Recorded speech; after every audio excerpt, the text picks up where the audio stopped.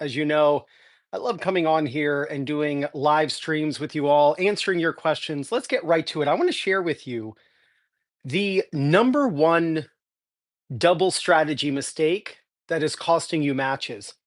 It has to do with when you're at the net and you have a high ball. When you're playing doubles and you get a high ball, it is critical that you are not hitting the ball back to the baseliner. When you get a high ball, your job is to hit the ball to the side of the court where the person closer to you is standing. That way, they have less time to react than the back player, and the ball goes right by them. When you watch recreational doubles, pay attention to how many overheads or high volleys are hit to the baseliner. And you'll see how many times it happens and how the ball generally comes back. Thank you all so much for being here. I see 9 people have just come in. Thank you so much. Be sure to hit that like button and also make sure that you comment because here I am live. I want to answer your questions. So let me know if you have any questions and I'll be happy to answer them right now. It could be footwork, strategy, technique, whatever questions you have for me that are going to be able to help me help you with your tennis game. Go ahead. But you have to eliminate the number one double strategy mistake, which is high balls being hit to the baseliner. This is really hurting your ability to win matches. So, whenever you get a high ball and you're at the net, you want to take it to the person closer to you, take it right at their legs, take it right at their feet. They're not going to be able to react. Now, there is one exception to this when you're at the net and you shouldn't hit it to the net player. And that is when you have a low volley. When you're at the net in doubles and you have a low volley, then you don't want to hit it to the net player. Then you're going to hit it to the side of the court where the back player is. So high balls at net, take it to the person closer to you, bang it right at their legs, right at their shins. If you get a low volley, that's when you want to avoid them. You're going to hit it to more the baseliner. Now, you can hit it deep or you can hit it short. You just want to make sure you keep it away from that player. And that way they don't like nail the ball at you because you don't want to just pop the ball up to them. Thank you. We got 14 people here. I am so glad. It'll grow as you all answer questions, and I want to help you guys out. So I just uploaded a YouTube video. So I hope you get a chance to check it out. And it's going to help you to properly pronate on your serve.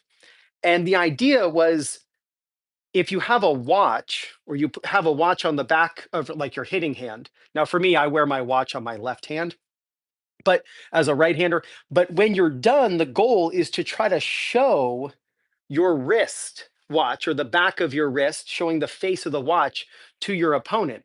And in that video, so I hope you get a chance. I just uploaded it maybe an hour ago. I hope you get a chance to see. I, in slow motion, demonstrate a serve, or it was a topspin serve. But when I was done, I was showing the back of my wrist, showing the watch face to my opponent. When you hit, I don't care if it's a flat serve, a slice serve, or a topspin serve, think about having the back of your wrist or the face of the watch facing your opponent when you're done. See, we want to on the serve, and if you have any questions, go ahead, type them in the comment section right now. The goal is we want to make this move where your strings face up. I'm sorry, my fault. This is what we want to avoid. We don't want our strings to face up and then face down. We don't want to make this move, but rather we want to make this move. Our strings facing to the side, our strings facing to the side. We want to make this move as we hit the ball. Well, so many players have their strings up and then strings down. And it's an absolute killer because you're not going to get the speed that you want on your serve. You're not going to be able to hit the ball with the spin that you're looking for. And all, yo, what's up? What's up, B man? What's up? What's up? Thanks for being here. So thanks. And we got 15 people here, but 0 likes. Oh, you're hurting me. That hurts my heart. So hopefully we can get that like button up there and see how many we can get. But what we've got to learn on the serve is this move right here. And an easy way to do this isn't just to think about what has to happen prior to hitting the ball. You can also think of happening or what happens after you hit the ball. So when you're done serving, think of having the face of your watch facing your opponent. And that teaches you that Ben Shelton type of movement that you want to have throughout the stroke. Let's see what question we got here.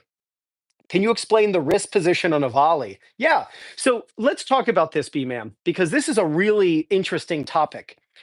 When you hit a volley, B man, uh, I know we talk, and I've said it for years. I've been teaching tennis for 27 years. And for, I would say, the first, I don't know, 15 years, maybe even more, close to 20 years, um, I taught keep your racket head up, keep the racket head up.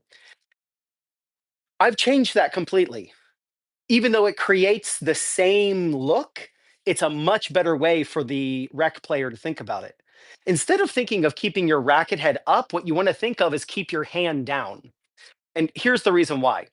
When we hit a volley, we don't want maximum wrist position where the wrist is fully cocked, but we certainly don't want the racket to droop because it's a really weak wrist position. Too much of an upward wrist cock is too weak, and then this is too weak. It's you got to find that happy medium where it's a nice angle, like a 45-degree angle out of your wrist. And yes, the wrist is laid back slightly.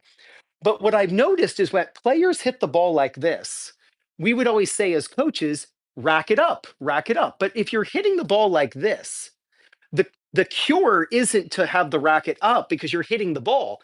The fix is the hand position. So if you're hitting a volley like this, if your hand was lower, it would have the racket naturally up. So when you have a volley coming to you, B man, what you want to think of is where is the ball going to arrive? I don't care if it's a backhand volley or a forehand volley, and just make sure that your hand is a little bit lower than the ball. That will naturally force the racket to have to be up, and then you're going to have the strength in the wrist. So, too many players have their hand at the same height as the ball, and that forces the racket in this position. And the whole idea of keep your racket head up, it's funny, there's a coach online who tries to discreetly come at me with this comment. And thanks so much for the likes. We got 22 people here. We got 6 likes. Likes. Thank you so much. And it's funny because I know he's talking about me. I know exactly who he's talking about because it's always. Um, I'm not paranoid. It's just as soon as I post something like that, it's instantly it's the rebuttal. He's like, no, no, no, keep your racket head up. Keep your racket head up. It's not keep your racket head up because if you're hitting the ball like this, you have to lower your hand in order to get the racket head up. So it's actually a hand height issue, not a racket orientation issue. All right, let's see some of the other questions. What do you recommend as the best way to practice the serve? Tried following your video, and while I thought I could do it, when I reviewed the recordings, I realized my motion looks stiff and awkward. All right, Max, here's what you can do. All right. So this is absolutely the best recommendation I can give you is send me an email. Right in the description of this live right now, you will see like, hey, want to get your footwork, technique, strategy, match play analyzed by me? Send me an email and I can talk to you about it. We can even hop on the phone and I'm happy to talk to you and call you and or you can call me and we'll get on the phone because in order for me to personally help you and to answer something like, why are you stiff in your motion? I'm going to actually have to see what type of serve you have and what it looks like because you've obviously gone through the videos, but there's going to be some tailor-made information that I've got to give you. So go ahead and send me an email, and I'm happy to get on a 5-minute call with you. And I mean, I'll get on the phone with you later tonight, and we can talk about different options and helping you with your serve. All right, let's see what we got. What is the secret for opening up too soon on the serve? 1, 2, 3, Rockchild. Okay. So one of the reasons why players open up too much on the serve is because they're trying to hit a flat serve with a lot of power. And it's usually because the grip is incorrect. All right. So opening up on the serve means if I'm serving that way, opening up means your body faces forward too early. Now that can be because of your if you're a pinpoint stance and the back foot comes here, but generally speaking, players will open up and face the net too early, which robs you of power if the grip is wrong and you're trying to hit flat. So, what I would do is this I would really work on an extreme grip and I would work on not swinging towards your target, but swinging if you're right-handed off to the right of your target, or if you're a lefty, swinging to the left of your target. Let me explain this. So you'll see in the background, like that's my autographed picture of Pete Sampras, and right there's my YouTube 100,000 subscriber play button. All right. So right here, I'm gonna swing. I'm sorry. I'm going to aim for the play button. But what I'm going to do is swing toward the stairs in order to make that happen. And the way I'm going to do that is really use a continental grip and maybe even a slightly more extreme continental, right? Like a high continental, halfway between a continental and an Eastern backhand. And the reason for this is because it's really going to point my strings off to the left as a right hander. And if I want to get the ball to go to the play button, what I'm going to have to do is keep my body sideways, not opening up, and swing off to the side. So watch how I'm going to swing to the stairs, but watch how the ball goes to the play button. Because the ball, I'm sorry, I don't want to swing where I want the ball to go. Players who open up swing the direction they want the ball to go. But if you have an extreme grip and you really swing off to the side, watch, I swing to the stairs and the ball goes to the play button. So I didn't swing toward the play button, I swung toward the stairs. And the ball, there it is, I hit the play button. Stop swinging toward your target. And as a right-hander, toss at 1 o'clock, swing toward the net post, or maybe even more to the right if you're on the ad side as a righty. Same thing on the ad side if you're a lefty, toss to 11 and really swing off to the side and work on side spin. So for the person, the 1, 2, 3 rock child, for that person, most likely you are using a grip that's not extreme enough and you're not trying to put enough spin on the ball. Now, if you know for a fact that your grip is great and you know that you're spinning the ball, and you're swinging off to the right, then what you want to use is your non-hitting hand to help you to not open up. Let me explain. When you hit a serve, there are three things that your non-hitting hand should do. It should toss, it should point to the opponent, and then it should come back against your body to keep you sideways. Many players, they toss the ball and their hitting arm immediately goes behind them. Well, all that does is open you up. What we want to do is toss, point to the net, and then bring the arm against our body, and that helps us be sideways. The easiest way to practice this is to place a ball in your dominant side pocket. And then when you serve, let me grab another ball. When you practice serving, you're going to serve, right? You're going to hit the serve. And then when you're done with this hand, because you have what's called a power X, your arms are crossed, you're going to reach into your pocket to get the next ball. And then you serve. Then you're going to grab two balls, put one in this pocket, go ahead and serve the other one. And this ball is waiting for you because don't like shove it into the pocket, kind of have it sticking out a little bit.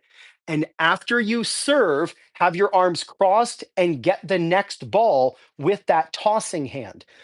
If you have an extreme grip, and I'm not saying like crazy, but just really on the continental, but like up high on the continental, and you toss to the side and you swing to the side and you make sure that you cross your arms and grab a ball just as a practice drill, grab the next ball out of the hitting side pocket with your arms crossed, absolutely that will fix your opening up and you will no longer open up on the serve. I get a consistency and power issue on my forehand, often framing it late contact point, low power. I don't have a problem with low elbow or breaking the plane and not close the racket. Maybe overcoiling. Oh, maybe you are overcoiling.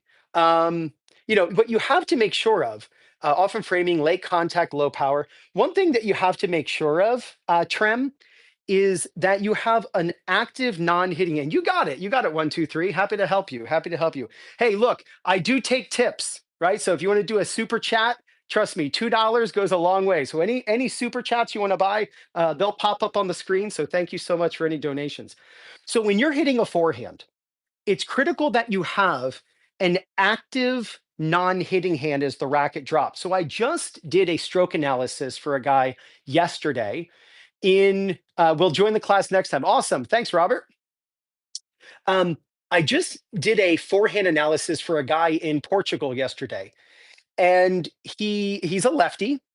and he was struggling with forehand power. And what we notice when we look at his forehand, I'm going to demonstrate it right-handed, obviously, and I put him side by side with Alcaraz. It was awesome. Is when he was dropping his racket, he wasn't actively moving his non-hitting hand forward. It's critical, and this is all for making sure that you are uncoiling properly. There is a very specific relationship between the arms on a forehand. When the racket goes down, the non-hitting hand goes forward. So watch this again. The racket will go back with the non-hitting hand. In fact, I recommend you learn to take your racket back with the non-hitting hand only. Just be in your ready position and take the racket back with just your non-hitting hand to learn how to rotate the body properly. You watch Novak, you watch Alcaraz, you'll see that their non-hitting hand is on the throat of the racket past the backside of the body, right? So their non-hitting hand is here. They're not like reaching toward the ball. They're actually, you could say, reaching toward the back fence if they're hitting the ball that way. But then from here, there's a very interesting relationship. The racket's going to go down, and it's going to go down to the level you want it to be. So if you want to hit a little flatter, you'll drop to the level of the ball. If you want to hit with a little more spin, you can drop a little bit lower, right? But the idea is when the racket goes down, the non-hitting hand has to go forward. So when you film yourself, which you should be, when you film yourself practicing, taking lessons, playing matches, look for this detail. And the easiest way to notice this is when the ball, when you're filming yourself from the side. When the racket goes down, the non-hitting hand should go forward. So it should make this move. The gentleman who I taught in Portugal yesterday, he was doing this. And so as the racket went down, his non-hitting hand, it was moving, but it certainly wasn't what Alcaraz was doing. So as the racket goes down, the non-hitting hand has to go forward and you make this move. This is going to allow for you to uncoil and not be late, but yet play the ball out in front enough. If you are struggling with hip rotation and you're not contacting the ball out in front and you're contacting the ball late and what feels to be too close to you, oftentimes we blame the hips, but really sometimes it's because the non-hitting hand, like we're crossing our arms, we feel like we're in a straitjacket. So you got to make sure you take the racket back with both hands, and as the racket goes down, the non-hitting hand goes forward, and it's this relationship, and then you swing through. I think somebody said, please let me know in advance when you're doing these lives. Yeah, yeah, I do. Hey, what's up, Max? Um, I scheduled this, right? So if you get my notifications, hopefully you got it. But I scheduled this about 45 minutes ago, and so I can only do what I can do, you know. All right, let's see what we got here. Max is given a when I hit a forehand, I often feel myself getting jammed by the ball at contact. I think it's because I prepared too late. I ended up hitting the ball while I'm still sideways. Max, it's what I just taught. The reason players feel too close to the ball or jammed is because they're contacting the ball next to them rather than out in front of them. Right. So imagine, like, let's take this black line. All right. So this is like the baseline that I use. Oops. Give me a second. I got to plug my phone in. I was working all morning and my phone is on low power right now. So give me a second. Max, what I was talking about is going to help you to not feel jammed. All right, now we're plugged in here. Now we're cooking. So let's take this black line as the path of the ball, right? And obviously the ball bounces and it's traveling, but let's say this black line is the path of the ball. All right, so check this out. If I hit the ball out here, and it's not like as far out in front as you can reach is the best, but if I can contact the ball out in front, you can notice my racket is over the black line. My racket's over the black line, but I don't look jammed. But how about this? My racket's over the black line, but I feel jammed. So oftentimes players are not too close to the ball. It's that they're playing the ball late. But the reason they're playing late is because their body is still sideways when they strike. And the reason their body is still sideways when they strike is because they're not utilizing the non-hitting hand, moving it across to get out of the way so the body can rotate. Oftentimes, players hit the ball and their non-hitting hand is dropping and it looks like this.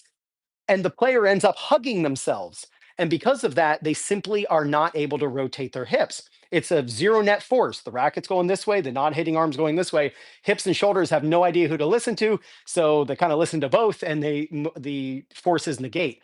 What you want to do is take the racket back with both hands and then make sure that as you're hitting the ball, you are waving to the opponent when you contact. That's how the non hitting hand clears and allows the body to rotate. About 2 months ago, I thank you for the 14 likes. This is great. Um, about 14 months ago, I'm sorry, about 2 months ago, I don't know why I said 14. About 2 months ago, I made a video on a drill that you can practice, and I'll show it to you right now, that is going to allow you to understand the contact point and what you want to look like. So I'm going to have to show you from the back view, but it looks like this. I want you to wave to your opponent and just bump the ball softly against a wall or with a ball machine, you just bump the ball over the net. But notice with my non-hitting hand, I'm waving, and you can see it waving over my left shoulder since I'm right-handed. And I'm just bumping the ball, no swing, contacting out in front, waving. This is what you want to look like at contact. You want to have this look. So when you strike the ball, like look at video footage of your forehand. If your non-hitting hand is down, that's a problem because when it's down, that's when you end up hugging yourself and you can't rotate the body. So make sure that you practice that feeling of what the contact point should look like. Look at that. We're up to 19 likes. Thank you so much. How do you use the proton ball machine for lobs? Yep. In fact, here's the attachment. I actually have it right next to me. Here's the lob attachment right here. Yep. You just put it right with the foot. Okay, how can I generate? Hey, Robert, how can I generate more topspin? Okay, well, one thing you can do is you can go into the description of this video and get a Topspin Pro that I have right here so you can practice topspin. Now, what you have to do to hit topspin is you have to go from below contact to above contact. Now, there are a couple things that you want to create. First, you need racket speed. You absolutely need racket speed. So it's in your best interest to go higher on the way back and then drop below the ball and then go up through contact. So it's this C type of swing. Now there are some players who will use like a triangle swing where they go up, then down, and then to the ball, and it's more angular. If you're struggling with topspin, don't worry about the angular type of swing, which generally creates a forearm stretch or pre-stretch before they hit. Don't worry about that. Just use more of a circular swing and you'll be fine. One thing that you have to make sure of in order to hit topspin is you need to close the racket face. Prior to hitting the ball, your string should face down about 45 degrees. So it could be anywhere from 30 to 45 degrees, somewhere in there. If you have like a full Western grip, you might actually have your strings facing down. But a typical Eastern to semi-Western grip, you're going to have your racket face about 45 degrees closed. This is imperative because it allows you to swing up the back of the ball and get the ball to spin. When you hit a ball, you don't want to roll over the ball. So if you feel like when you're hitting that you have to roll as you hit, whether it's a backhand or a forehand, if you feel like you're having to roll over the ball, then it's because your racket in the back is straight up and down. It means that before you hit the ball, and if you guys have any strategy questions, go ahead and ask, and I'll use the strategy board to explain. But I'm going to imagine this is a coin, and I'm putting it on the frame of the racket. You don't want this. You don't want your racket to be able to hold a coin in the back, because when you get to the ball, then your racket's going to be open. And that's why people have to roll to get the racket to be square against the back, but body motion tends to stay in motion. So you once you start rolling, it just continues to roll, and you roll over the ball, or you feel like you roll over the ball, but you don't get any spin.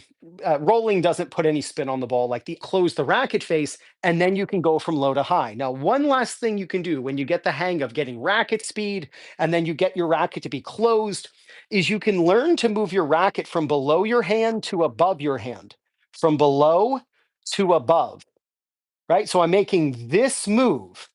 Like when you hit the ball, you don't want the racket to drag under your hand like this, where the racket is always below your hand. You want to naturally pronate, and the move is the racket goes from below the hand to above the hand. But you'll notice you're looking at the back of my strings on the follow through, and then the racket goes over the shoulder. So use your racket speed, make sure you close the face, and then if you would like, you're going to move the racket from below to above.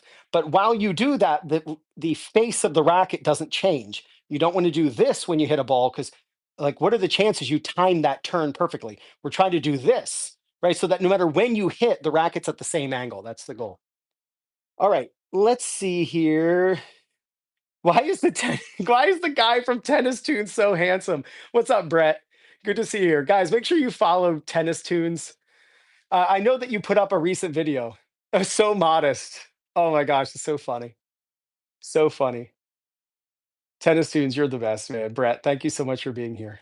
All right, let's see some questions. Strategy for singles when you're playing a good player who only really plays doubles. When you're playing a good player and who wait, you mean they only play doubles? Is that what you're saying? That they only play doubles? Well, let's talk about single strategy, and it really isn't going to matter if they're a doubles player or a singles player. Let's talk single strategy. Okay? Let's talk single strategy because it really doesn't matter if they only play doubles. Like single strategy is single strategy. Okay? I just want to plug my phone in. So what you want to do to get better? Whoa! Whoa! Tennis Tunes with the $5 donation. Phenomenal. Look at you. Brett, thank you so much. That is so kind. Thanks, man. That's really kind of you. Thank you so much. My wife, my kids, and I really appreciate that. Seriously. I just want to thank you for the great content. You allow me to use your content and analyze it.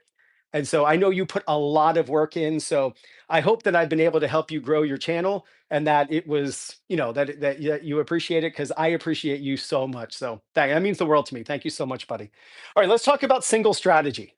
Let's talk about single strategy. There are 5 phases to a singles point. And what you want to do is get real. Holy smokes, Max, thank you so much. Oh my gosh, what is going on here? What is going on? Max, thank you so much, my friend. Thank you so much. This is amazing. All right.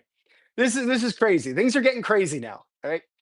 So 5 situations in singles.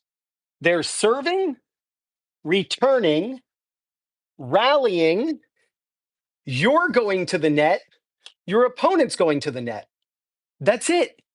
And thank you again, Max. That is awesome. You're a real one. You've been with me for so long, watching my videos for so long. I know your handle and I know your name for so long. So thank you. I really, really appreciate that. That was yeah. I just bought Ryan a super deluxe Eagles hat. Yes, thank you so much. I appreciate it. All right. So here's the way you want to think when it comes to playing better singles. Realize that at any given time, only one of those 5 situations that I just mentioned will happen. And so like at any given time, you're in one situation. So just know the situation that you're in and make sure that you go and do and aim and position yourself correctly in that situation. So let's talk about singles serving, right? If you're serving, there are a couple things that you want to do, both technically, or I shouldn't say both, but encompassing technique, where you stand, where you want to aim your shot, and even the footwork that you want to use. So let's say your backhand is amazing, right? Let's say your backhand is absolutely incredible, and you're right-handed, and you want a backhand. You want the ball to come to your backhand. You know what you should do? You should serve to the inside ground stroke. If you're right-handed and you want the ball to come here, then serve to the inside ground stroke. Because if any of you follow baseball, you know that left-handed batters tend to hit to right field and right-handed batters tend to hit to left field. So if you hit to the opponent's on the deuce side here, inside ground stroke, this ball is going to get pulled here. So for instance, Brett, I know Brett has been working on his backhand, and Brett, your backhand's gotten a lot better. If you're still here, Tennis Tunes, let me know if you're still here, Brett. But let's say Brett doesn't want a backhand. right? Because Brett's got a nice, heavy, big forehand. If he wants the ball to come to his forehand, let's say he really wants it here, then it would make sense to serve more out wide because the ball will most likely get pulled to the forehand. And then he can do what we want. Go, go, good. And then he can do what he wants with the forehand. If you hate your backhand, then don't just spin a ball down the tee on on the deuce side because this ball is going to get yanked down the line more often than if the ball is here where it's going to go that way. So you have to think about what ball you want to come back, and then that can help you to know where you're going to serve. In addition, when you serve, you're going to go forward into the court and then back up and split step behind the baseline. So when you serve, and this is something you need to all be practicing, you're going to go forward into the court, but then you've got to back up and land behind the baseline. Let me show you what that looks like. Look, it's like I got a tennis court in my basement here, right? So I'm here, I'm going to serve, and I'm going to move back and then split step behind the baseline. I watch so many rec players. Trust me, I watch very little to almost zero pro tennis. I watch about 2 hours of recreational tennis a day, okay? Which is the opposite of what most people do, but this is my job, right? And I rarely see someone using the proper footwork after a serve, where if they're not serving and volleying and they don't really hurt their opponent with their serve, they're not moving back as they should, getting behind the baseline. You want to do that in case your opponent hits the correct type of return. So let's talk about the return of serve here. When you return serve, let me plug my phone in again. You just have to know in singles, are you returning serve from behind the baseline or in front of the baseline?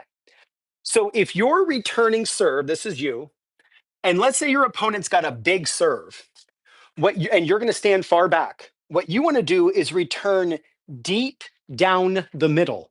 Return deep down the middle to give yourself margin and hopefully to catch them, because if they don't use their footwork and move back, the ball's going to catch them at their feet. So when you're returning serve behind the baseline, deep down the middle to the center third of the court. So think between those two dots. All right. In fact, when I'm teaching on court, I will put two cones here and I'll bang some serves to the student. They're standing behind the baseline and they have to return between the cones. Then we'll practice hitting the return from inside the baseline. This is if I'm going to hit a slightly weaker serve or they're of a level that they can handle it.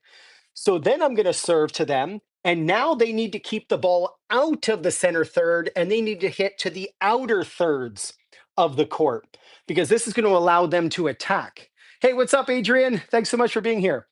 So when it comes to the return, if you're behind the baseline, hit to the center third. When you're in front of the baseline, hit to the outer thirds. And really, you can then attack by going forward. You have to think of attacking weak second serves with your feet rather than your racket. Attack with, because it's just a short ball. When your opponent hits a weak serve that lands in the box, this is just a weak ball. Like, think about when you're rallying, and you get a weak ball, you step in and aggressively attack and maybe hit an approach shot, hopefully, and go to the net. You got to treat weak second serves that way. Put a ton of pressure on your opponent. Let them know if they don't make their first serve and they're just rolling in their second serve, that you're going to be breathing down their neck, putting a ton of pressure on them. So you're going to hit to the outer third and then you're going to follow it in. All right, let's talk about the third situation in singles. You've got serving and returning. So have your footwork and strategy and technique down for your serve. Do the same thing on the return. Now let's talk about rallying.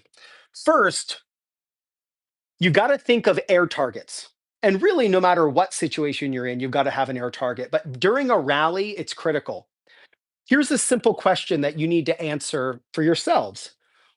What percentage of the time do you have a specific height over the net that you aim?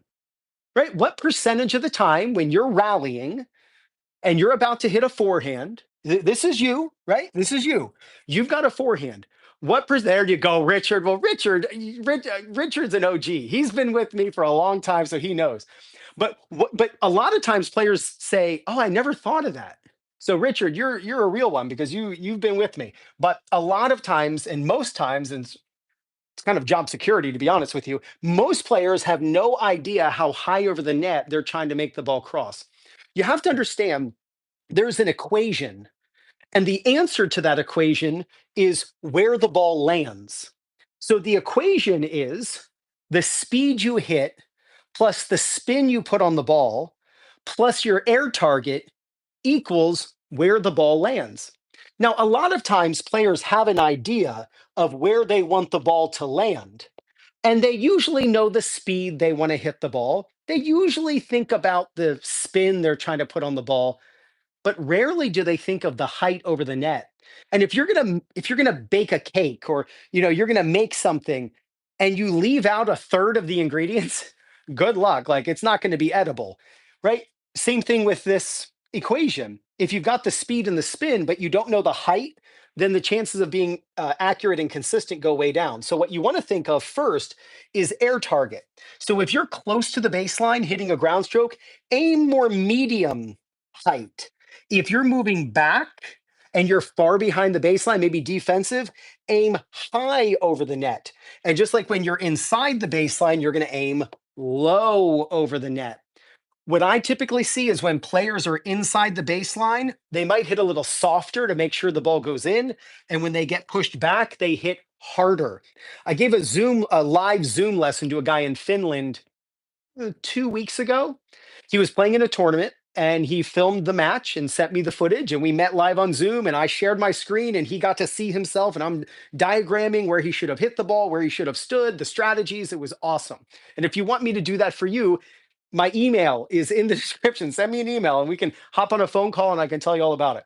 I'd be happy to talk to you later today, right? I'll share my phone number with you, and we'll discuss. What I noticed was the opponent, every time he moved back, he hit the ball hard and it went right into the net. It was almost every time like clockwork.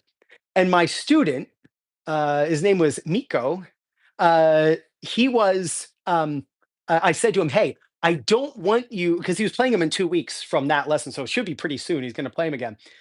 And I said, don't feel like you got to hit the ball hard or anything. Just hit rolling balls, because the guy did not take the ball on the rise. Anytime a high rolling ball came to him, he moved back. So I taught my student, just push him back and he's going to hit the ball hard into the net over and over again. So I'm interested to see how it goes. But when you move back, you've got to aim higher over the net. Another strategy you got to use is hit most balls cross court. Cross court is your friend for four main reasons.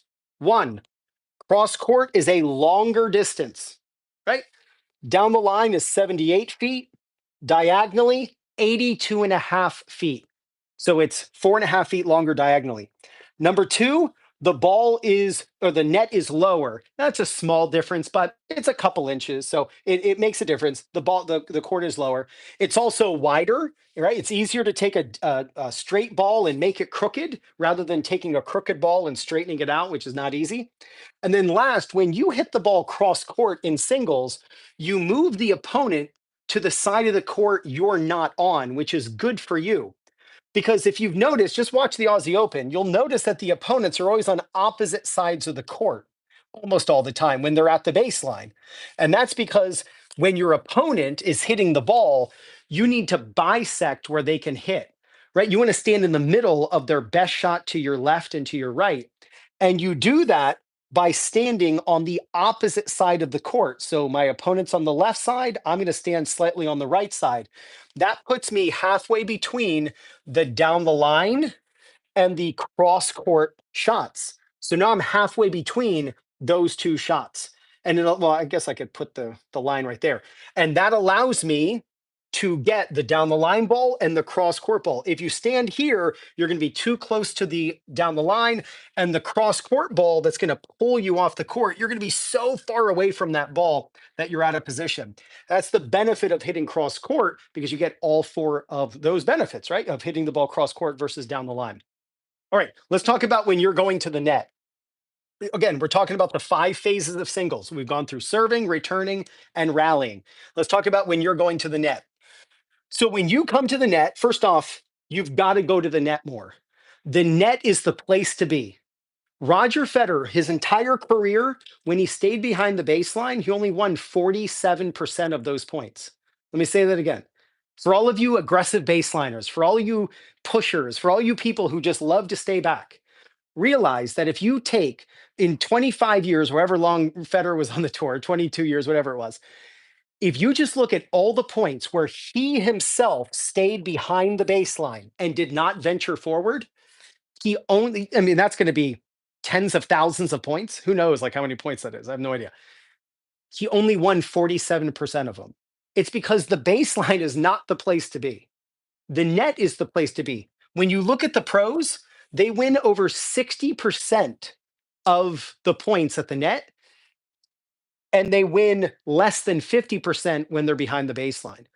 I mean, why else are we trying to hit deep ground strokes? I'm Ryan. Can you help me get depth? How do I get the ball deep? How do I, well, if hitting deep is good, then hitting a shallow ball is bad, obviously, right? Why? Because when we hit short, the opponent gets to come in and advance forward, and now they're going to play tennis in the 60% area rather than keeping them back, and they're going to win 47%. That's why we want to keep the ball deep.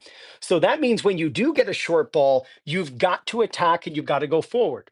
Now, as mentioned, you have to make sure that you aim your approach shots low.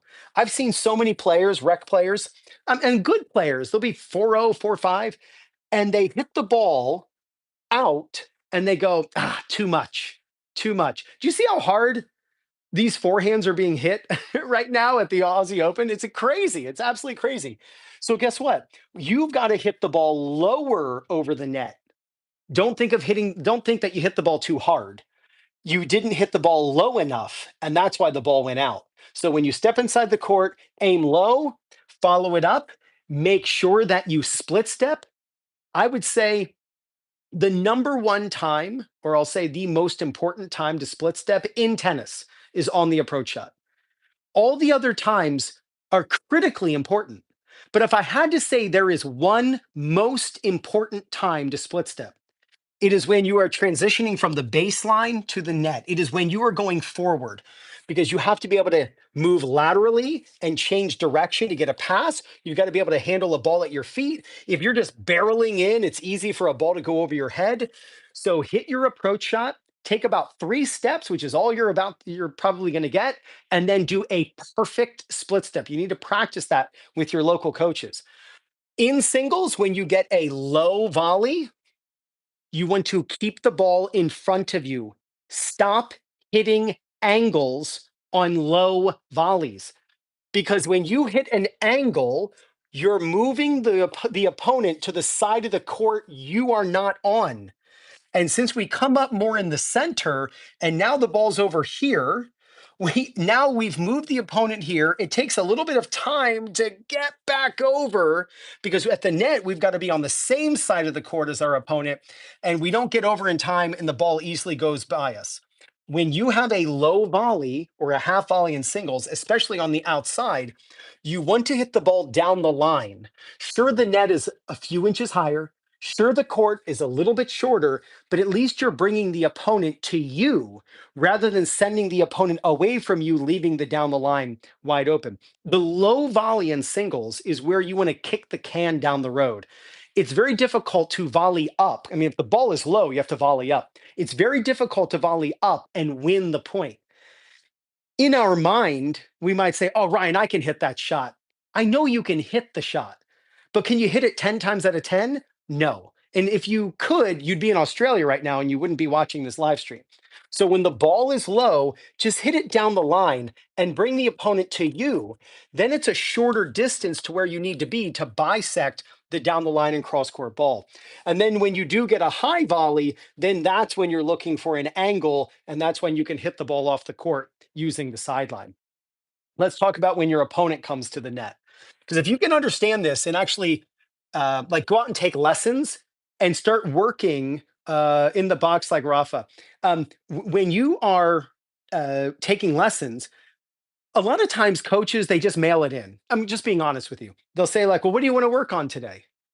Like what? So you need to come sometimes prepared, right? They have 8 lessons in a day, right? I want you to be very prepared when you come to a lesson. And you should just, if you're a singles player, say, I want to work on the 5 phases. I want to work on serving, returning, rallying. I'm going to the net, the opponent's coming to the net. And your coach should be able to give you technique, strategy, shot selection, footwork for each situation that's going to help you to master that situation. So let's talk about your opponent coming to the net, right? When your opponent's coming to the net, involve them in the point. Stop avoiding them. You're not playing Navratilova, you're not playing McEnroe, you're not playing Federer or Serena. And if you are, then just avoid them at all costs and try to paint the outside of the line and cross your fingers. Otherwise, involve them in the point. And there are two ways to involve them. Hit the ball low, so you don't need to hit the ball hard, just get the ball low to them and get them to volley up. Half the time they'll screw it up. The other half, they're going to hit the volley short. Now you step inside the court, then you go for the pass. It's called the two-shot passing shot strategy. You hit low to them, they volley up, you come in because you're going to step inside the court, then you go for the pass. And the other way to involve them is to lob extremely high and try to get your lob in the air for at least 2.5 seconds. Trust me, that's a lot longer than you think. And if you can get your lob to go up so high that it's in the air for 3 seconds by the time they hit the ball, or they decide to let it bounce and then hit an overhead, you're going to win 90% of those points. Like, no one's going out and taking lessons and asking the coach to make the ball go in the air for 3 seconds. Again, 3 seconds might seem like a really short amount of time. I have watched tens of thousands of hours of video, like just over the years. I've been teaching for 27 years. Like, I watch so much recreational doubles, and I get four people on a Zoom call, and we all talk about double strategy, and I analyze their match right in front of them, and I'm drawing on the screen. It's awesome. And you would be shocked the drop in consistency of the overhead with a 2 second lob versus a 3 second lob. We can all handle a 2 second lob quite easily. A 2 second lob, the ball goes up in the air and it's 2 seconds off their racket until contact. There's not enough time for that ball to accelerate 9.8 meters per second as the ball's dropping due to gravity. The ball isn't traveling at a speed enough that makes it difficult for the normal rec player. But I'm telling you, you get that ball up in the air for 3 seconds. Thanks, Richard. It crosses over. It's like a line. It's 2 seconds, no problem. 3 seconds, good luck. This is typically the ball where players go, "What?" And then I always get people in their mom's basement coming at me, keyboard warriors, saying, "Oh, Ryan, I would just let the ball bounce and then I would crush an overhead." Like, no, you wouldn't, because when was the last time you ever practiced that? How are you going to do something you've never practiced? I guarantee you, people are not going out to their coaches and saying, "Hey, feed the ball up in the air for 3 seconds." And I'm telling you, use a stopwatch. You will be shocked how long 3 seconds is when it comes to a lob. Lob until contact on the overhead. And have the ball go super high, have it bounce, and then just crush overheads. We watch the Aussie Open and we see players doing that and we go, "Oh, I can do that." But that's like me watching Steph Curry play basketball and I'm like, "Oh, I can do that." No, I can't. They make it look easy. That's why they get paid millions of dollars, and, like, for Federer, get a $300 million clothing contract, right? So it's critical that you lob super high and you involve them in the point rather than avoiding them. All right, let's see some of the questions. And thank you so much. I know that two players gave me a super chat. I really appreciate any donations, are always so appreciative. Will a 3 second lob hit the ceiling indoors? Yeah, most likely, yes. It's higher than indoor tennis. So you just got to get it as close to the ceiling as possible. All right, let's see here. I want to I want to get something about technique. I want to get something that's a little more about technique. If I accelerate racket air for more spin, I will hit frame. What can I do?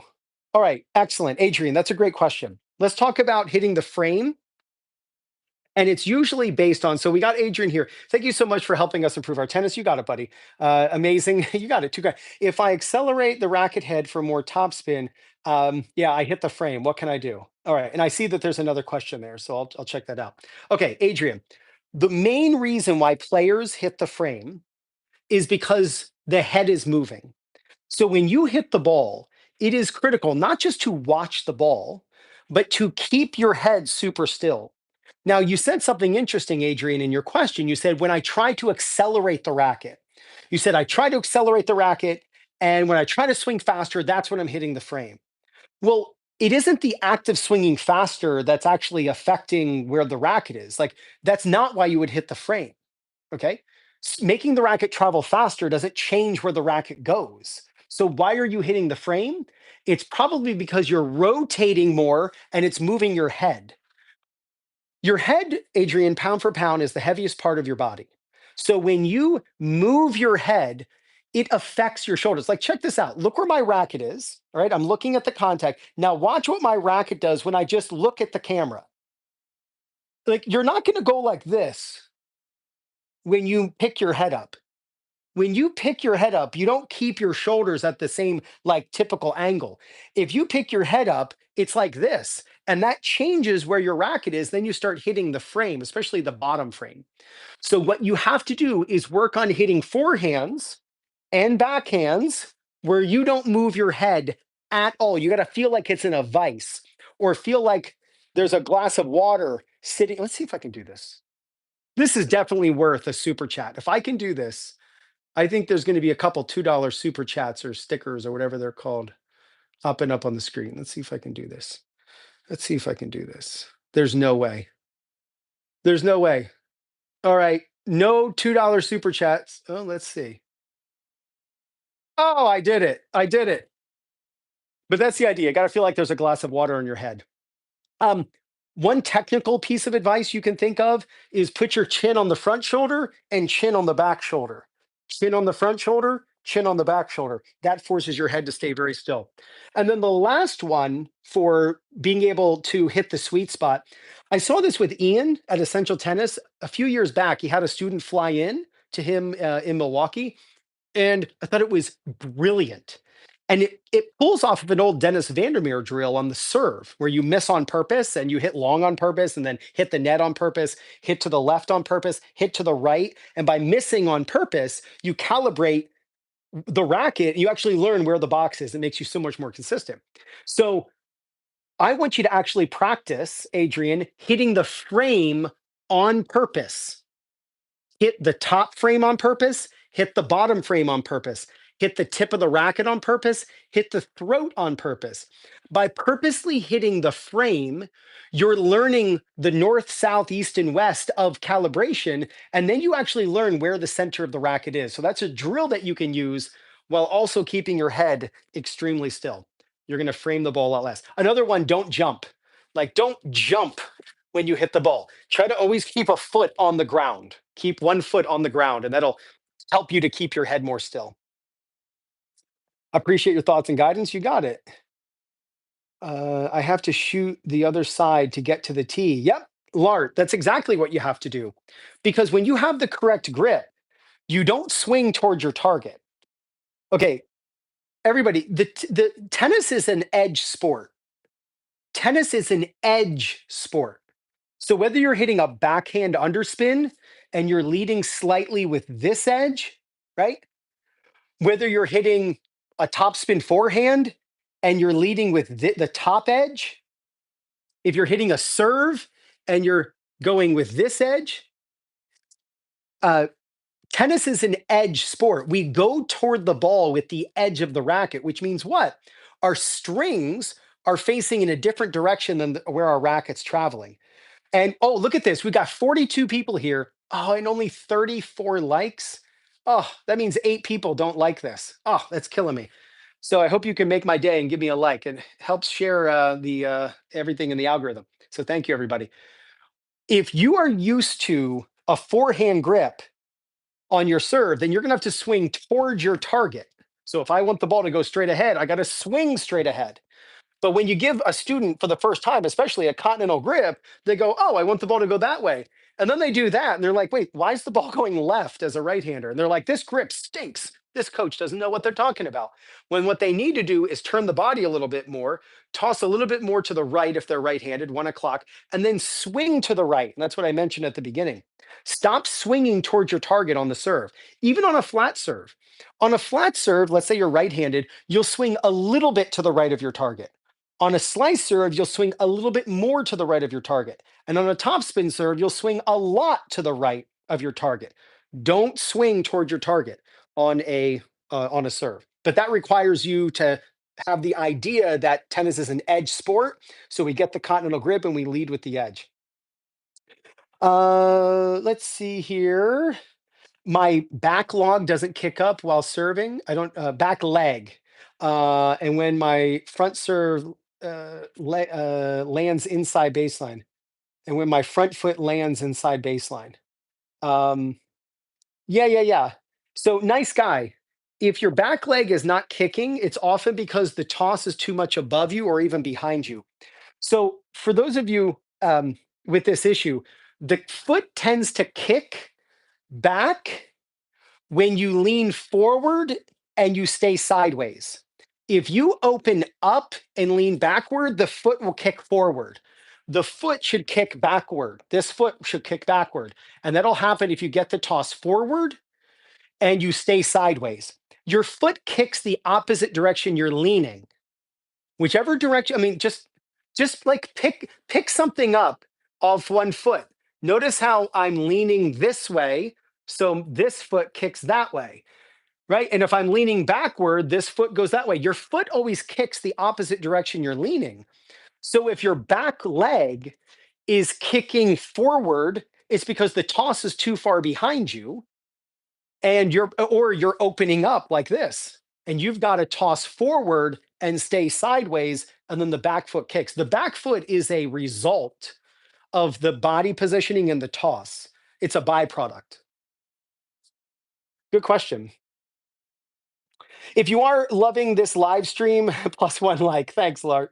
If you're loving this live stream, I would really appreciate it if you can to throw in a super chat and just show your support. Your comment will show up on the screen and I'll make a big deal about it. Nick Wright, my ground strokes often land in the service box, even though I feel like I'm hitting them hard. So my logic is to hit them higher for depth, but they seem to be loopy and slow. Any advice and drills? Yeah, Nick. What you want to do is think of making your ball still rise as it crosses the net. So it's not so much the height over the net because you can hit higher and get the ball deeper, but if it's too much, then the ball kind of it's too loopy and slow. So think of having when you hit your forehand or your backhand, think of making the ball still rise or attempt to make the ball rise as it's crossing the net. That will instantly get the ball to land deeper, and then you don't have to have the ball loop. I love this live stream. Thanks, Michael. I appreciate it. Thanks so much. What do you think about Djokovic style serve with the wrist broken? I can't explain well. Yeah. Okay, Lart, do you mean this? Is this what you mean? Where the racket comes up like this? If you could just quickly type that in. Are you talking about this position? Or are you talking about like during the contact? Yeah, there you go. Yeah. So this is a really important thing. We call this the cobra. We also call this stirring the paint. So imagine there's a big bucket of paint and you're stirring the paint, all right? So right-handers stir the paint counterclockwise. Lefties would stir the paint clockwise. But when you stir the paint or you have your wrist in this position, great question, Lark. It gives you what is called ball up, tip down. Ball up. Oh man, we're cooking, man. 115. This is awesome. Wow, you explained very well. Yeah, you got it. When you lift the racket, when the ball comes out of your hand, the tip of the racket, it's in your best interest to have the tip of the racket down. What you want is wrist flexion, or I should say the wrist to be flexed, not the wrist to be cocked. Like when was the last time you watched one of my YouTube videos and the thumbnail or the description was, or the title was, the trophy position. Like, I'm telling you, the trophy position is one of the worst things you can do for a rec player who is trying to improve their serve. And it's not because the trophy position in itself is, I'm going to use a very generic word. It's not like it's bad, but it doesn't help the student. Because what ends up happening is when a student tosses the ball and they try to get their racket vertical, they will often do it with wrist extension. And now they lose that loose wrist position like this, and it creates stiffness. It also shortens the distance the racket has to travel in a certain amount of time. And we know the definition of speed is distance over time, right? Miles per hour. So, what we want to do when we lift the racket is to keep the tip of the racket down as we lift the hand. This produces a palm down position because think about it. Anytime you see someone in the waiter's tray, it's wrist extension. When you use the proper knock off the birthday hat motion, it's the palm down with a flexed wrist, and then you can draw a circle. See, the swing, the service motion is more lasso like than you think. If I use my power cord, so I've got my phone power. I'm doing my power cord here. Ryan could teach high school physics while teaching kids tennis too. Some high school should hire him. Thanks so much. If I wasn't a tennis teacher, I'd be a school teacher. Like, I love teaching, and I was either I wanted to be a high school science teacher, or I would be a tennis coach. And so this is a lot more fun, right? Not that I wouldn't love being a teacher in school, but I am a teacher. It's just tennis is my subject. So here, look, here's a lasso. Yeehaw, right? I'm a cowboy and I'm throwing the lasso over the steer's horns. This move right here, this lasso, yeehaw motion, or I think in Europe they call it a lasso or something like that. But that lasso motion, the serve is much more lasso than we realize. The service motion is circular. And what ends up happening is when players try to get into this trophy position, they think of like the trophy position and it's static. That's why I teach knock off the birthday hat, because that's dynamic. It's movement. And the circular nature of the racket drop, it's not straight down and up, right? So this is like a Ferris wheel. This is like a merry-go-round. The service motion is halfway between. It's like, take a Ferris wheel, turn it this way, and now it's a merry-go-round. But then, those like tilt-a-whirl things at like amusement parks that are at 45-degree angles and you're twisting. Like, that's the path of the racket. That is only possible if when you lift the racket up, you have your palm down. Now you have 360 degrees of racket movement, and that's going to give you a ton of racket speed. If you take a ball, where's a racket? Here you go. Let me get like a normal tennis ball here.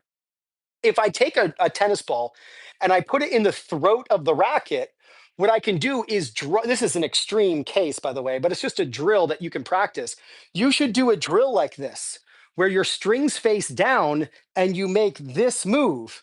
That move is much easier when you do the Novak Djokovic wrist position as you lift the racket up.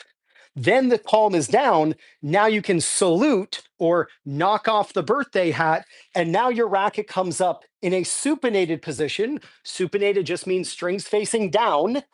And then you can even practice hitting with the back of the strings. But the goal is to go up, feel that a little bit, and then like Felix Auger-Aliassime, see how long you can be in this position and then turn at the last second. And then you make that move. And that's how you hit that beautiful service motion and snap at the top. So when you lift the racket up, be very loosey-goosey. And the looser you are, the faster your racket's going to travel. And you just have to have the wrist curled over, tip down. That lengthens the distance the racket has to travel. And especially if you have a low toss, you've got a far distance the racket's got to travel in a very short amount of time, which is speed. And then you get that circular nature to the swing. Cheers from Brazil. Yeah, I'd love to hear where everyone's from. Yeah. Yeah, Osaka knocks off the birthday hat. You're a genius at tennis technique. I'm just following Vic Braden's information. So, but I appreciate you. I appreciate you. Thank you so much. Hey, what's up, Manu? What's up, Manu? They said I'm getting my racket now and trying this. Good, David. I'm glad. I'm glad. Oh, Manu's in Finland. Amazing. That's great. I have a student in Finland. Isn't that Finland? Yeah, that's where Rusevari's from, right? Emil Rusavari. Isn't that Finland? Um, from Germany. Thank you so much. I should say Guten Tag, wie geht's? Okay, let's see here. I feel like holding the left hand long on Alcaraz, Spain. Thank you, Jorge. Thanks for being here. Is hard because uncoiling is complicated. I tried implementing it and had problems, like I said. That's why overcoiling may be a problem. Yeah, you might actually be doing it. France, amazing. Thank you so much. I'm about an hour north of Philadelphia, about 2 hours from New York City, kind of like in between Philadelphia and New York City on the map.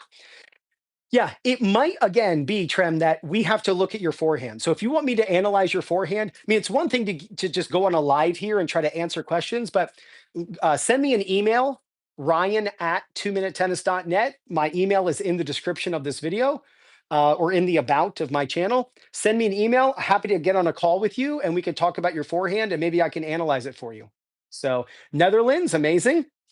The people who bought the tennis club where I taught for 24 years, they are from the Netherlands. Soren and Lisbeth Christensen. All right, let's see here. Let's go back. Who's my favorite player? All time, Sampras. Um, I don't follow pro tennis a lot right now. I just don't. So any current players, I wouldn't say. It was a tie of Rafa and Fed over the past maybe 5 years, but all time it's Sampras.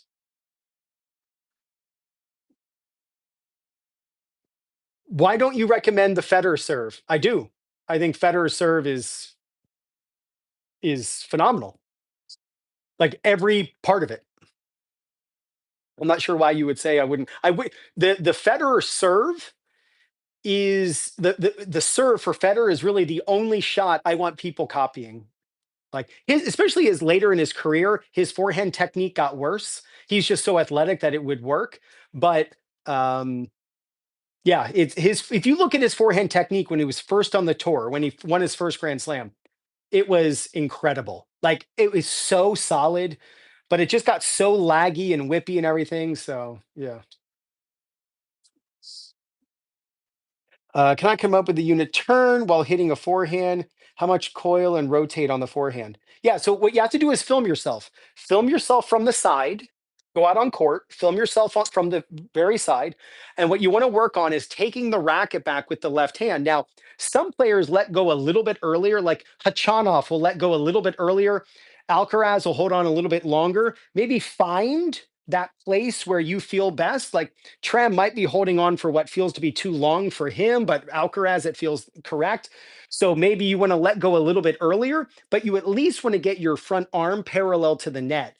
And then in order to uncoil, you have to move it forward as the racket drops. So you want to take the racket back with both hands, but you don't want the non hitting hand to stay here. It's got to clear and go forward as the racket drops. That's what facilitates the hip rotation, the shoulder rotation. In the waiting position, how important is it is to have a stiff wrist and upward? Yeah. So what are you, maybe you're talking about like at the net. So let me just address this from the net. From the net, don't think of racket up, think hand down, right? So think hand down to create the wrist position. And stiff wrist, no. You can be a little stiffer at contact, but there's no need to just stand there. Grigor has a great forehand. Yeah, it's just rec players who try to copy the Federer and Grigor forehand, they'll look like that, but their forehand gets worse, like the actual product and stability through contact. Um, when your swing, like the swings that I think rec players really do well with is either a swing like Diego Schwartzman, which is a little bit more WTA, to like a Djokovic, which is a soft lag, and that's it. During a swing, is crossing the plane of the center line or singles doubles line illegal on a serve, even if they are standing within the lines? Okay, so what you just said is fine. It does not matter where you contact the ball. I mean, think about it. When we hit a serve, Ferris, when we hit a serve, smash the numbers. When we hit a serve, we toss forward and we contact in front of the baseline. There's no rule, and you've never heard of anybody ever even suggest that. Imagine there's a wall here coming up, there's a plane that you can't cross even though you can't foot fault. And in fact, you can be in the air and contact out in front there. So it's no different. You can contact anywhere. You just need your feet within the court that you're playing on. So if you're playing singles, you can stand as wide as the singles line. If you're playing doubles, you can stand as wide as the doubles line.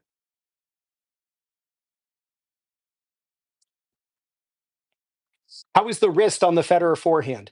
So there is wrist on a forehand. I don't mean forehand, I meant serve. How is the wrist on the Federer serve? So there is wrist movement on the serve. But what you want to think of is that the palm is facing to the side and then the palm is facing to the side, the other way. Let's talk about this from the standpoint of hitting a slice serve with pronation, because this gets a little bit complicated. If you haven't already, make sure you hit that like button, right? I try to really help all of you out. So trust me, just hitting the like button helps me and my family. Like you would be shocked how just a simple act of hitting the like button really makes a difference. So thank you so much. Um, and then if you love this content, you love what I try to put up on an almost daily basis on my channel. If you want to throw a couple shekels with the oh, somebody already did. Somebody already just put up something. Let me see here. I missed it. Thank you, Ferris, just pitching in because your bottle on the trick on the head trick. Thank you. So I didn't see it. Thank you. I did not see it. Thank you so much, Ferris. I appreciate the love. So thanks again. All right, so let's check this out. Let's understand the racket path through contact. And we're going to use the TopspinPro, the arm, okay? So you can see the ball spinning. You have to think about a Harlem Globetrotter spinning a basketball on their finger, right? It's that move. So let's understand how to hit a slice serve and pronate. And you can use this information to help you hit a topspin serve too. So when your racket is going up to the ball, and then when it's done, there's about 180 degrees of rotation. The hard part is to understand, well, where in that 180 does contact occur? And the answer is always less than 90. And 90 is halfway between 0 and 180, right? So what you want to do when you're thinking of the 180 is think of the majority of the 180 of the flip happening after you hit the ball. So think of spinning the ball and then flipping.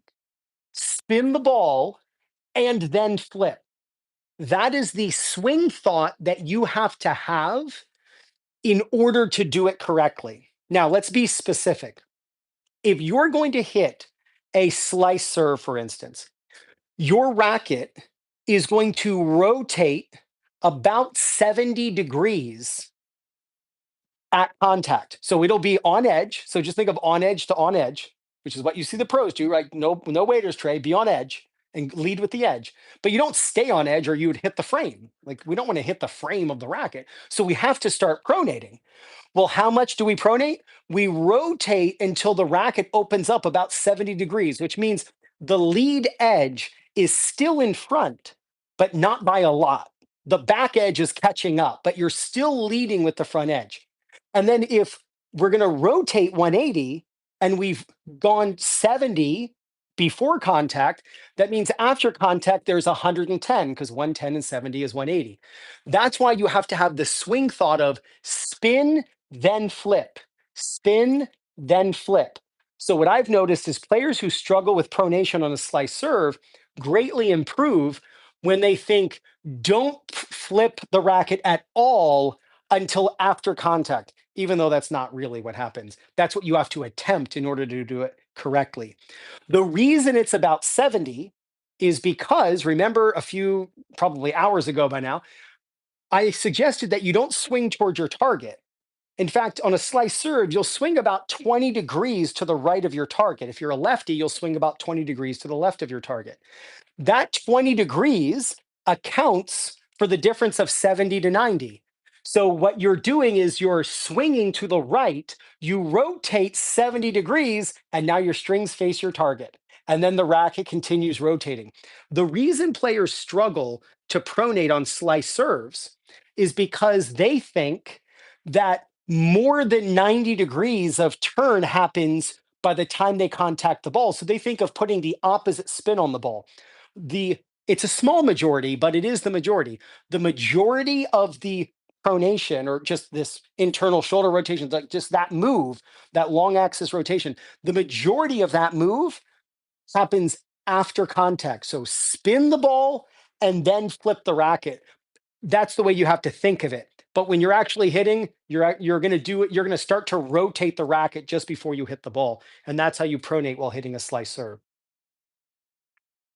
I struggle with consistency on return of serve. Do I block it back? Do I step in? Any recommendations for technique to improve this area? Amazing, Paul. Paul, cheers. Are you hitting a one-handed backhand or a two-handed backhand? If you could just say one or two, right? Just type the number one or type the number two. Yeah, you do pronate, Lart, but instead of it being 70 degrees, it'll be about 80 degrees. So you're swinging about 10 degrees to the right of your target on a flat serve. So you hit a little flatter, but there's still side spin. So let's see it. Let's see it, Robert. Are you hitting a one-hander or a two-hander? Hopefully Robert's still here because it matters. I want to know if he's a one-hander or a two. Okay, Paul, excellent. You're a one-hander. All right, let's talk about this. First off, make sure that your left hand is on the throat of the racket. You also have to do this, Robert. Have you thought about standing farther back?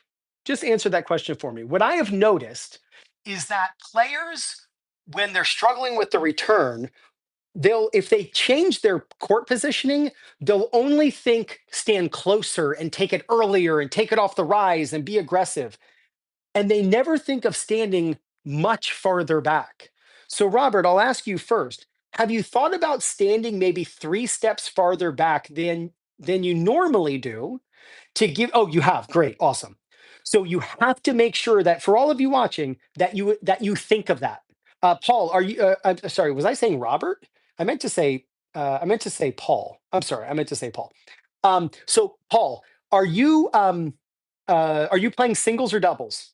Singles or doubles? Let me know. All right. So the first thing. So with Paul, and he's a one-hander, I want him standing farther back than normal. I also want him waiting in his backhand grip. By waiting in the backhand grip, it makes it easier to get that grip in order to block it back or to actually take a big cut at the ball. So typically, players will be a little bit late getting the grip over, or they don't get it far enough, especially on a big serve, and they don't get that grip far enough. Both. Okay, you got it. All right. So I want you standing with the backhand grip. Next, I want you not to have the racket up, but I want you to have the racket more medium with your backhand grip. When you're what you watch with the pros is when they're returning serve, like I'm a two-hander, they're like this. They're not like this. This is not going to help you, especially against a strong return. Be in this position, but the equivalent that I'm asking you to be in is grip change, but the racket here. I don't want your racket up. I want your racket in this position.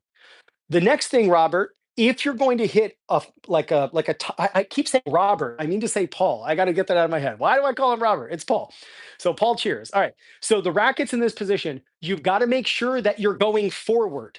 So even though I'm asking you to stand farther back, even if you're hitting against Roddick, you've got to get forward movement into the ball. Now, let's say you're playing doubles. The return that I want you practicing is high cross court. The reason is because it's so underutilized, Paul. The high cross court doubles return means that you don't have to keep the ball away from the net player from like a left and right orientation. When we hit the Robert is your middle name, so I'll let you off. Okay, good, good. Thanks, Paul. Danger is my middle name. All right. So when you hit the ball cross court on a return, which is typically what we do, we tend to thinking of hitting the ball very low. If you stand far back, and then move forward and think of hitting high, whether it's a forehand or backhand. And if it comes to your forehand, you'll have to change. High danger. Oh my gosh, that's so funny. The ball then gives you time to come in and come in off of your return. Typically gives a higher ball back. And then if you sneak in, or if your partner's up there, they can put it away. But I would work on actually having this idea of hitting the ball high over the net. So in doubles, not always thinking of hitting it low, especially if you're struggling with the return. Low typically means you got to hit with pace. Otherwise, the partner cuts over and poaches it. So stand really far back, wait in your backhand grip. If it comes to your forehand, of course, you're going to have to change the grip. Have your racket more medium and not high. Have it more medium. Get forward movement into the return. And the goal is to hit high cross court returns. And I would actually follow it up. They'll pop it back up. You come in, you got the high ball, and you take it right at the net guy. All right, somebody called me dangerous, so I have to answer this. Federer has amazing timing to close the face of the racket almost parallel to the ground in his forehand. Yeah, that's not so much a timing issue, but it's very much a flexibility issue. Remember, he's got an Eastern forehand or like a low Eastern forehand. So to be able to get this position from this lag, there's tremendous amount of flexibility. He's so flexible with his body. If you look at his head, he is so flexible how much he can turn and keep his head looking at the court, and he's just so flexible with his neck. You watch his forehand when it's done, it's unbelievable. Just I think his whole body is so flexible. So I wouldn't worry about getting the strings that closed because it's really not necessary. It's not even that important to have your racket face closed that much. Is the leg drive on the forehand open stance always just straight up, or do you push toward the incoming ball?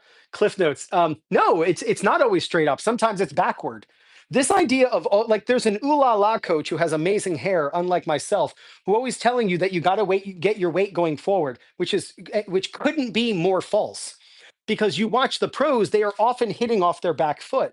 Now, if you want to talk about what's desired, if you want to talk about if you had your druthers, I mean, sure, wouldn't we all love to never get a flat tire or never have a furnace that breaks down or never have a roof that leaks? Like, wouldn't that just be an ideal life? But that's not reality. So, yes, wouldn't it be amazing to always get your weight into the ball, or you hit an open stance and you can always do this? But you can't always do that. Sometimes when you hit an open stance, you're moving to the side and it's more of a mogul. Sometimes when you get a deep ball coming to you and you want to see if it's going to be in, you might move back and you use what's called a back foot pivot, where you're in a semi-open, your weight's on your back foot, and you take your front foot and you put it behind you like this. What's most important is body rotation. If there's the hierarchy of weight transfer versus body rotation is number one. Getting the body to rotate is more important than getting your weight to go forward. Now, if I had to give it a grade of importance, body rotation is like 10 out of 10. Getting your weight to go forward is like an 8 out of 10. I mean, those are both important, but you have to put the priority somewhere. Because if you're getting your weight to go forward and it's actually keeping you from rotating the body, your shot is worse. And I've made so many videos on this topic here on YouTube of the act of this rotation and getting the body to rotate. You can absolutely obliterate the ball while leaning backward as long as you're rotating the body. So, good question. Yeah, you don't always get your weight to go forward, and you'll see players moving backward, and again, like moving backward is necessary. If you're inside the court and the ball's going to land on the baseline, you don't want to volley it because the ball might be out. It might land an inch out. So you move backward and you make this move. I watch so many rec players, they move back and then they try to force their weight forward because Mr. Ooh La La tells them to go in on every ball, and then they actually can't rotate the body when they just need to embrace the fact that they're moving backward and just rotate off that back foot like their foot's on a lazy Susan and they're going to rotate. Body rotation is how you get power. Weight transfer going forward is like the icing on the cake, but the cake itself is the rotation. Awesome explanation. You got it. Yeah. Backhand volley. Well, the first thing I would tell you is stop thinking that you don't have enough time to change your grip. Anybody who tells you that you don't have enough time to change your grip has never tried it. It's just a fact. Because if you try it, you'll go, oh, well, there is enough time, but it complicates it. Really? It complicates it. Like 100 years ago, Bill Tilden, 100 years ago, the best tennis player 100 years ago, would tell you to use the same grip on both forehand and backhand ground strokes. So like times change. In 100 on the volley, I guarantee it. The reason for a grip change on the backhand volley is to help square up the racket. If you watch most players hit a volley, their forehand volley goes forward, and then their backhand volley is a chop. And the reason for that is because mainly the grip they're using is a one grip system. They use one grip. And since we don't use a pure continental grip, even the players who say they use a continental, it's not a continental. It's to the right of a continental as a right hander. So that produces a very flat racket on the forehand and a chopped racket on the backhand. Well, if you want to hit a better backhand volley, then with your top hand, change the grip by turning a little on the other side of a continental. That squares up the racket, and then you can hit flatter and not have to chop so much. Look, it takes the same amount of time to change your grip as to not change the grip. It takes the same amount of time to put my racket where the ball's going to be and volley, whether I've changed the grip, which I just did, by the way, which you probably didn't even notice. And if I don't change the grip, it's the same amount of time. But when I change my grip, well, let me say it this way. If I don't slightly adjust my grip for a backhand volley, then what ends up happening is my racket's open and then I have to chop.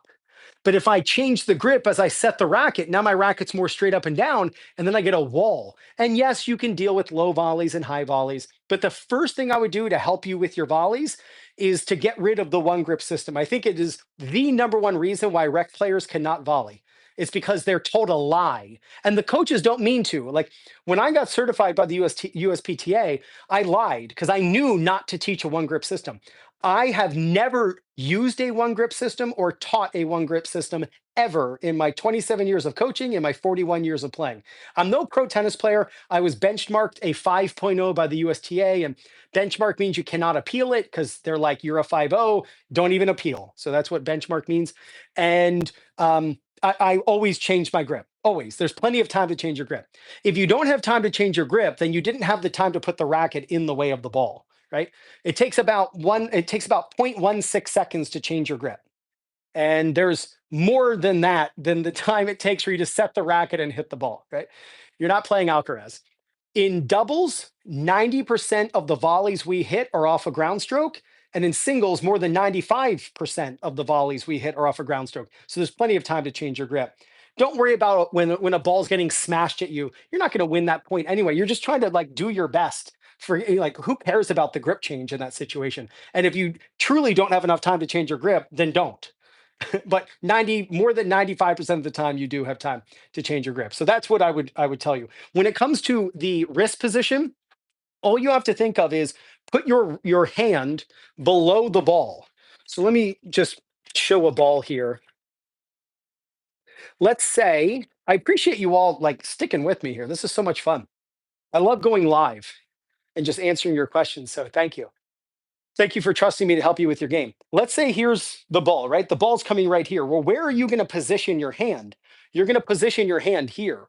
Always position your hand on a volley lower than the ball because that forces the racket head to be up. If you've been told like, oh, keep your racket head up, keep your racket head up, it's not the racket that's the problem. If you're hitting like this and the coach is telling you to keep your racket head up, if you kept your racket up, you would have missed the ball. So good thing your racket wasn't up. The lesson to be learned is keep your hand down. So whether it's a backhand volley or a forehand volley, you want to have your hand below contact. Now on high balls, that can be easier, but still you don't want to have your hand up where the ball is. Get your hand down. So I've completely stopped telling my students to have their racket head up. What I always tell people is keep your hand down, which is why in the ready position, I tell people low hand, right? Like your hitting hand is low and that gets the racket head up, right? That's the way to create that idea. Uh, yeah. So is it Sunil? I think Sunil. Um, So the reason your racket face opens on the volley, whether it's a forehand or backhand volley, has to do with the elbows. So if you're told that you're taking too big a backswing, right? If the reason you take too big a backswing on your volleys, like you look like this or you look like this, it's all the elbow. It's the elbow that creates that. That's why you want your elbows out. So if I take these foam balls and I put them in my armpits, what I want to do is flare my elbows so that the balls fall out. Watch. I'm going to flare my elbows. Like I tell my students I should be able to smell their armpits, right? When your elbows are out, that means when you turn, your racket's going to be more like a wall. Now, watch this. I'm going to lower my elbow, right? Watch my elbow drop into my side. Look how that opens the racket, but watch my hand. Watch how my hand's not going anywhere. My hand is in the right spot. See, when we take too big a backswing, notice where my hand is. My hand's in front of me, and my racket's back here, and my strings are open. And the coach says, "Oh, you took your racket too far back," when really this elbow is jammed in. The fix is to push the elbow out. That creates the wall. That's why when you're at the net, you notice you can see the space under my armpits. See that right there rather than this? See like this white door that's the breaker box closet for the house. So the breaker box closet here, you can see the door, like right here. I can see it now. You can see the door right there. That's what you want. Like, don't scrunch your shoulders, just flare the elbows. The same thing on the backhand volley. If you turn and your elbow is low, that's what opens the racket. So you got to raise your elbow. So whenever coaches, they'll put their students up against a fence and have them volley with a wall here, it's really not addressing the actual problem because the student still has low elbows, but they have a weak wrist. What you have to have is your elbows out. So start turning with your elbows out on your volley and watch how you've got the wall and you can take the wall to the ball. Any thoughts about keeping the same semi-western grip on the forehand and keep for the one-handed backhand? Grip is ready. Yeah, it's a little too far. Wondering what the technique is for a backhand smash. Great question, Richard. I'm going to answer that question next.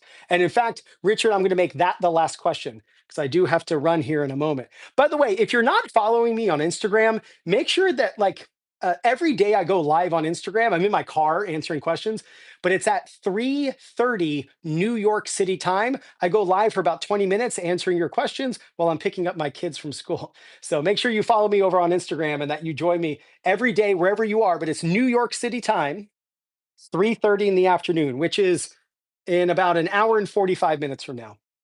All right, so let's talk about the grip. So the semi-western grip for the forehand and then the same grip for the backhand, you must play on clay, Adrian. If you're able to use that grip, because that grip is going to really only allow you to hit high balls because low backhands, you're going to have to hit a slice. So I would not recommend you using a semi-western grip and just flipping the racket. Now there was Alberto Berasategui back 35 years ago who in the 90s would use a full western grip and then he would just flip the racket and use that for his one-hander because it's the Eastern backhand. The full western and the Eastern backhand are the same thing, just the racket flipped. So that, sure, that would make sense, even though I'm not a fan of the full Western grip on the forehand, but at least it would make sense forehand to backhand. But a semi-Western grip and then use that for the backhand. If I saw you using a semi-Western grip and then flipping the racket to hit the backhand on the other side, I would skip the racket really, really low. It's Nadal's grip. The semi-Western, yes, but not for the backhand. Nadal's a two-hander anyway. All right, Richard, let's talk about the backhand smash. All right, this is the last question that I'm going to answer. Thank you so much. By the way, before I answer this last question, semi-Eastern. Oh, wait, a semi-Eastern for the forehand and then using that for a one-handed backhand? Ooh, that's a really weak wrist position. Oh, okay. Now I understand. Now I understand. A semi-Eastern backhand grip, which so it's in between a semi-Western and a full Western forehand, and then you flip. Gotcha. That makes sense.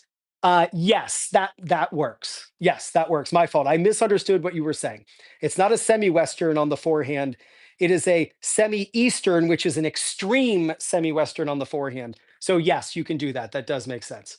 All right. So one thing, if you are unaware of this, it's important to me that I tell you. So about it's 4 years now, actually. 4 years ago, over 4 years ago, good, Adrian. Over 4 years ago, I left the tennis court, and now all I do is do match analysis and technique analysis. If you love what I do, first, I appreciate it. Thank you so much from the bottom of my heart. It really does. Like this is my life, right? Teaching tennis to people, and I just love it so much. If you want me to analyze your game, if you want me to you want to send me swing vision matches that you're playing, and you and I meet live on Zoom one on one. I see you, you see me. We're talking. I'm getting to know you.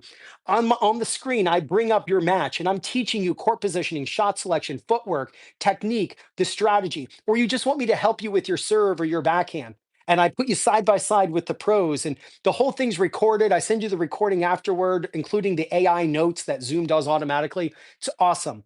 Send me an email. Now you can go to my website, but I'd love to talk to you. Like I love getting people on the phone. You should write a book. Thank you so much, Larry.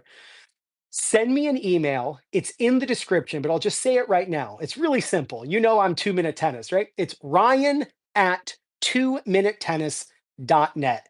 If I've given you any value whatsoever, it would mean the world to me if I got to personally teach you, because that's what I do. I don't just make YouTube videos. Yesterday, I gave a lesson to a guy in Dallas, Texas. He was live on court hitting on a ball machine, and he put me up on Zoom on his fence, and he's got his earbud, and I'm talking to him, and I'm giving him a backhand lesson. He's walking up to the phone. I quick put him side by side with Federer, showing him the turn, showing him what he's doing versus what Federer does. It was awesome.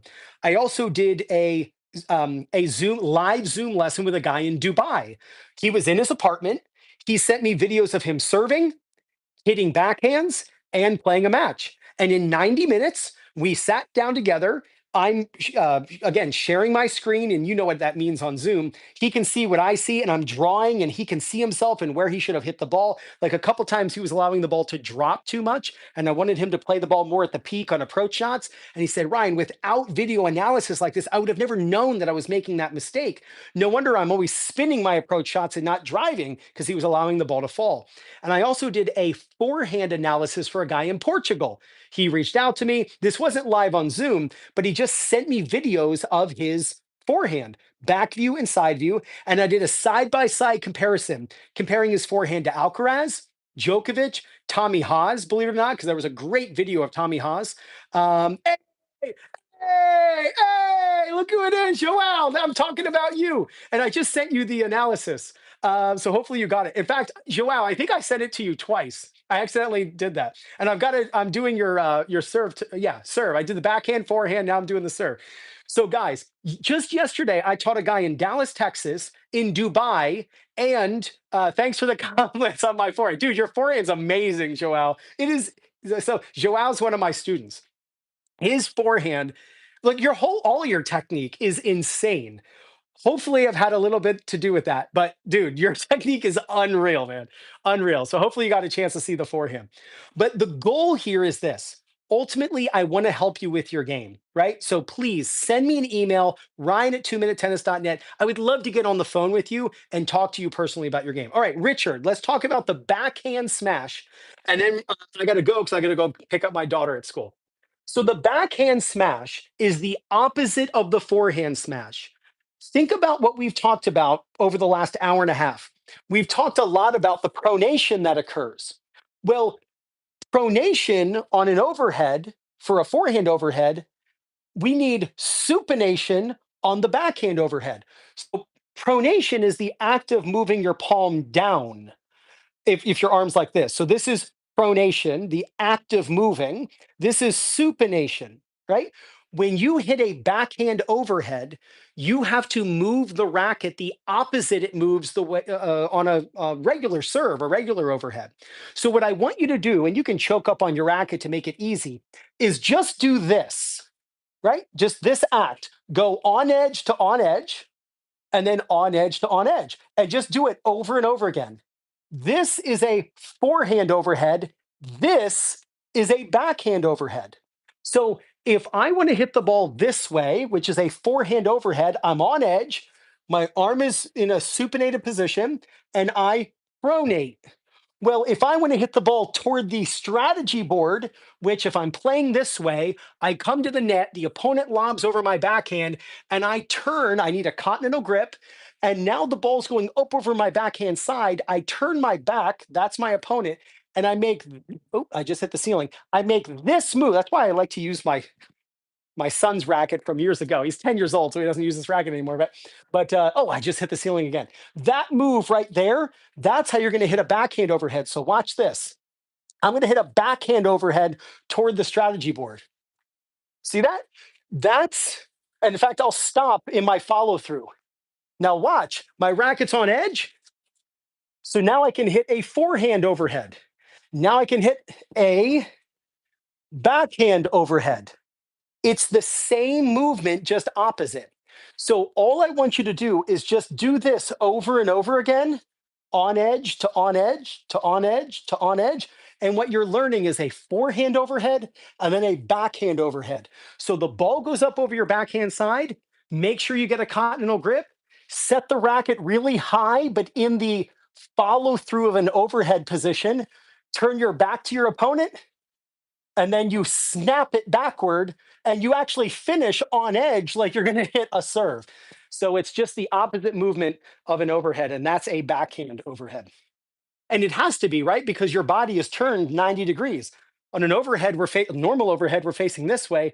On a backhand overhead, literally our back is to our opponent. So we're going to use supination to hit the ball. And that's the way that's how they can crack the ball. You see a lot of players, well, they'll do like this. This is not what you want. You don't want to extend the wrist to make that move. You want to supinate as you make that move. And that's how you're going to crack the serve or the backhand overhead, I meant to say. Yeah, you got it, Richard. He does email right. Thanks. It's not dangerous for the shoulder. No, no. If you don't pronate, where's the email? My email is Ryan at 2MinuteTennis.net. .net. Ryan at 2MinuteTennis.net. Send me an email, say, Ryan, I want you to teach me. By the way, there are multiple students who I have taught on this live stream right now. So thank you so much. Look at these super stickers or whatever they're called, the super chats. Thank you so much for the donations. I really, really appreciate it. We've been on here for an hour and 45 minutes. Oh, thanks so much, DLW. Thank you so much. I appreciate that. I'm going to check it and we can hope. Oh, my email is wrong. No, is it? Ryan at 2MinuteTennis.net. I'm so sorry. Let's see if I can I type? Let's see. No. Here, watch what I'm going to do. No. Oh, hold on a second. Can I type something? No. Hmm. How do I write something? There we go. Thank you so much. Yeah, Ryan at 2MinuteTennis. Oh, I misspelled tennis. Yeah, Tenny. Thank you so much. Thank you. Yeah, there's an S. Yeah, it's tennis, 2MinuteTennis.net. Thank you so much. I'll go in because I'll post this live stream. I'll make sure that I change the description. We'll follow you on Instagram. Thanks again, everybody. Thanks again, everybody. I really, really appreciate. Yeah, Tenny Sandgren. That's right. I love it. I love it. That's awesome. That's awesome. So thank you. Any questions? Feel free to write it in the like in an email to me, and I'll get back to you. And this was a blast. So I'm going to try to do these at least on a weekly basis because I have so much fun with them. And I had a lesson with I had a live Zoom lesson with a young lady in South Korea, and she had to postpone her lesson. So I teach her usually on a weekly basis. I teach a student in South Korea, and she plays singles, and I analyze her matches, and we meet live on Zoom. But she had to cancel, so I was like, you know what, I'm going to go live. So, oh, give you the Eagles Rams score. I think the Birds win, and I'm going to say it's going to be very tough. I'm going to say something like 31-30. 33-30. I think it's going to be really close. I think it is going to be really close. So hopefully the Birds pull it out. All right. Thank you, Ferris. Thank you to everybody. Definitely reach out, send me an email, Ryan at 2MinuteTennis.net, and I'll definitely hopefully be able to see you in person with some stroke analysis, match analysis, footwork analysis, so I can personally improve your game. Have a great one, and you got this.